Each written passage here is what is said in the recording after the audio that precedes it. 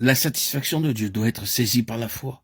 La gloire exige que nous reconnaissions non seulement qu'en Christ notre être injuste fut enseveli, mais qu'il a enseveli aussi toute possibilité qu'en nous-mêmes il y ait un jour quelque chose de juste.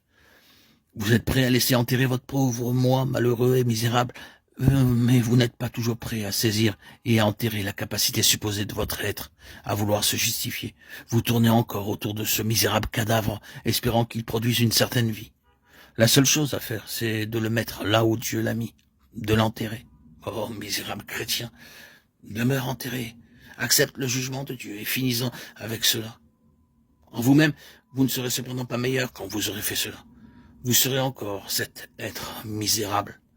Le fait est que vous devrez cesser d'avoir vos yeux sur vous pour porter vos regards sur un autre, sur celui qui a pris votre place. Oui, le jugement et la mort doivent être acceptés.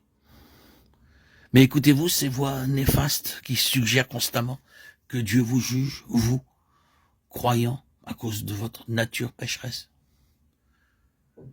C'est ainsi que les difficultés, les épreuves, les étranges expériences au cours de votre vie vous sont présentées. Et il est extraordinaire de voir quelle sensation le diable peut faire éprouver à des croyants pour leur faire croire ou ressentir que Dieu les a délaissés. C'est le domaine dans lequel la bataille de la foi doit être soutenue contre nos expériences et les sensations de l'âme.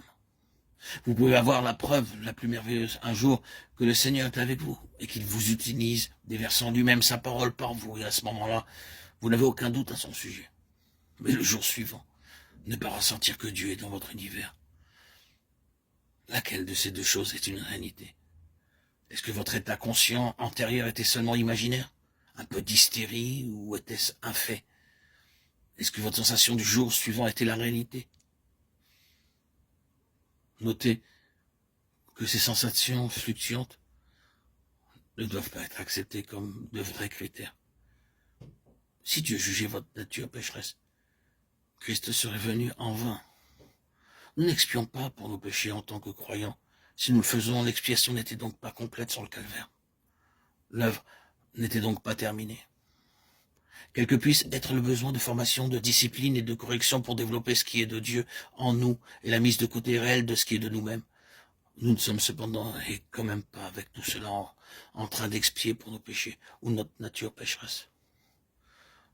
Ce fut fait quand un homme, nous rassemblant tous en lui-même, succomba sous les flots de la colère de Dieu. C'est cela l'évangile pour les croyants. C'est l'évangile de la gloire du Dieu satisfait. Si vous voyez quelqu'un qui revient constamment à sa nature pécheresse, cette personne passe forcément par des temps difficiles et vous devez l'aider à être patient et compatissant vers elle, comprenant qu'il peut y avoir un certain arrière-plan pour expliquer cela.